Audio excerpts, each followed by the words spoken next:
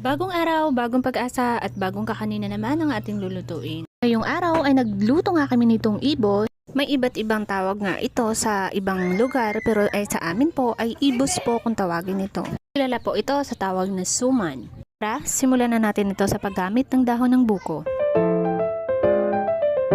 Kababad na nga itong sticky rice sa gata kaya ready to wrap na ito. Kapag wrap nga nitong ibos ay kailangan lang natin gawin ng paikot ang dahon kagaya po nito.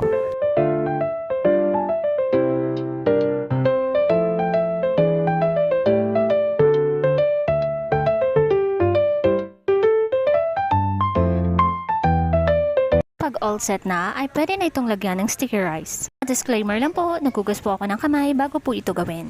Dahil po sa paggawa talaga nito ay kahit mag-gloves ka pa ay mahirap po talaga itong gawin dahil madulas.